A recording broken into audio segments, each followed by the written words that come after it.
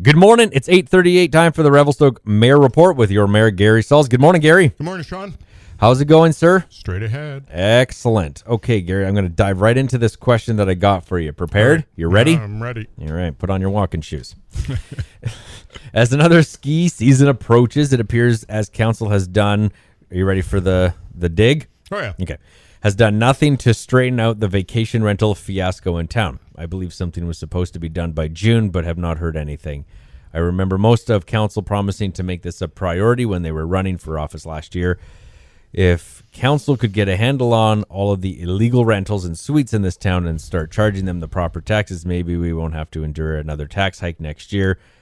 And it just doesn't seem to be fair to people following the rules and have to pay the same rates as someone who totally abuses the system and cause so many problems in a family-oriented neighborhood. Thoughts?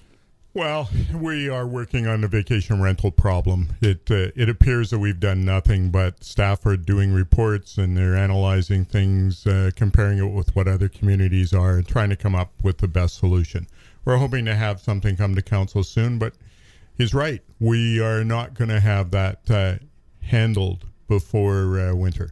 It's just not going to happen. We may be able to get some rules and regulations done, but that doesn't mean we're going to be able to stop everybody who's not following the rules. Now, by vacation rental, okay, I just wanted to have a kind of a loose conversation about this. So you'll have those that have an actual house and they do the proper procedures and they have X amount or whatever the rules. I'm not sure. So Yep. and they do their thing and they have to have X amount of parking. Now, I'm curious if they're talking about or if people are more concerned about non-vacation rentals that are more about they're renting out rooms, therefore there's 6 cars out front and they're just getting the rent and it's that kind of vacation rental. So I'm kind of going because that's my thought on it. Is that what you're thinking it's about? Yeah, well, I think that's a good possibility. That's what it's out. We have the same problem in the neighborhood I live in where you've got 1 or 2 or 3 houses that get rented out, and so somebody will pay the rent of whatever $4,500 a month, and then they start subleasing out the rooms at $750 or $950 a room, and yeah, you've got 7 or 8 cars parked in front. It absolutely drives us all crazy, and so we know that that's happening. It's trying to get a handle on it, getting bylaw in to deal with it. So we've bolstered our bylaw staff so that we can go in and look at some of these things. We do have rules as to how many non-related people can live in a home, and so we need to go that. The problem is you show at some of these houses and then everybody either states they're related or nobody answers the door, right? So there is an issue. We're working on it. It isn't perfect and it is time consuming. You remember when Peter put his board out on his property and it for some reason kind of stirred up the pot? I'm not quite sure why. It was just kind of funny and it was his property, and he got, from what I understand, there was the threat of a charge, and then eventually he got to the point he had to remove it or else he was going to get a daily charge, and it was going to happen regardless. I'm also to the understanding there's a few people in town that may have an unkempt property. Maybe they're not around to keep that property up, and they're hoping that maybe something happens to the property, but then they get a bill every single day until they go and mow the lawn or maintain it or whatever the rule is. I'm to the understanding that that's the case.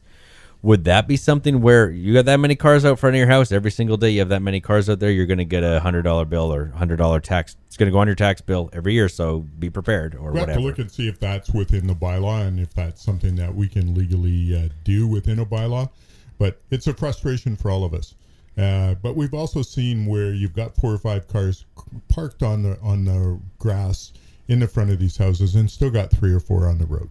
And so now all the people in the neighborhood need to jockey around those cars, need to work around it with snow removal. It gets to become problematic. Well, I have a funny question here for you. I was looking and talking to an arborist, and there's some interesting things. Like if you have certain blind spots on your front yard because of cedar hedges or trees or whatever the case is, if you have that many vehicles on your grass and there's a blind spot and a kid runs out or something happens, bad. If say a vehicle coming couldn't see because there's X amount of cars, or there's going to be some sort of legal issue here. I would imagine there's going to be a liability issue in terms of that. But I don't know. I'm assuming. But well, and that becomes an insurance thing where the insurance of the car, those sorts of things are all involved.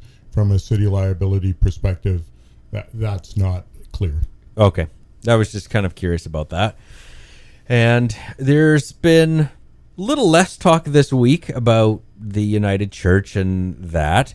Is there anything new? Is there anything that you wanted to touch base on about it? Because, I know things can go negative, and it's not always how we want things to happen. So we're still looking at trying to deal with engagement with the community.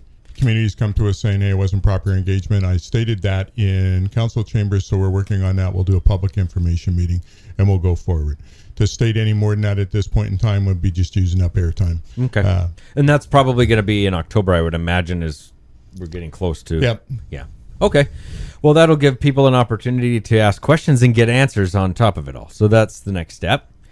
Is there anything else that's pressing? I know you're going to be at UBCM is the week from 22nd, 27th. Yeah. So 3 counselors and the interim CAO will be there.